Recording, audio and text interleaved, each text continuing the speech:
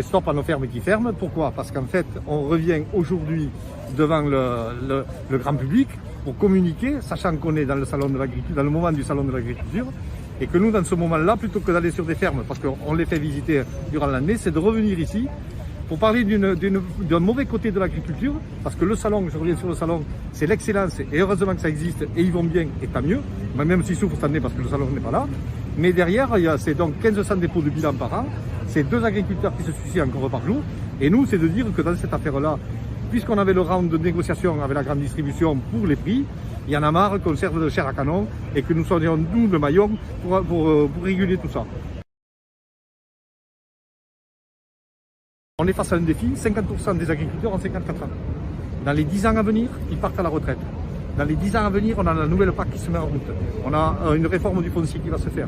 Et dans tout ça, nous on dit qu'il faut garder tous les agriculteurs. On renouvelle par l'installation même pas 10%. Donc si on veut garder une occupation du territoire, il faut garder même ces fermes-là qui vont mal aujourd'hui. Alors, je prends un exemple. On revient sur l'élevage bovin. L'élevage bovin, vous entendez tout ce qu'on entend de mal sur la viande. Je trouve qu'avec l'interprofession, on a fait avec le flexitarisme, moins et mieux, ça c'est la solution. Donc si on, dans cet élevage bovin, dans le poumon vert français qu'on a au milieu de notre territoire, avec une vache à l'hectare, qui va faire un veau par an, on peut faire de la viande de qualité.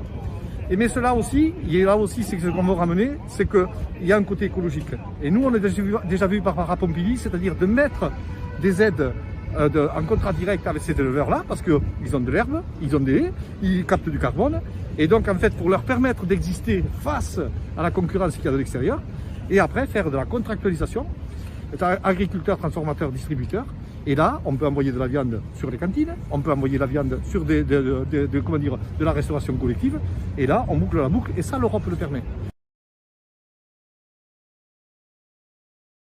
Aux politiques, il faut leur dire que maintenant, il faut garder même l'existant, parce qu'on a besoin pour une occupation du territoire d'avoir des agriculteurs partout. Chaque fois qu'une ferme ferme, jusqu'à maintenant, c'est le voisin qui grossissait. Et maintenant, ceux-là, ils ne veulent plus grossir, et donc derrière, c'est d'autres peut-être qui arriveront ou pas. Et c'est ou pas, c'est là, c'est la ronde, le feu et le canadair. Et ça, si on réfléchit un peu, avec le peu d'argent que ça demande le public, alors qu'aujourd'hui on a des milliards magiques qui tombent de partout, mais là aussi, on est en train de protéger quoi? Notre souveraineté et notre sécurité alimentaire.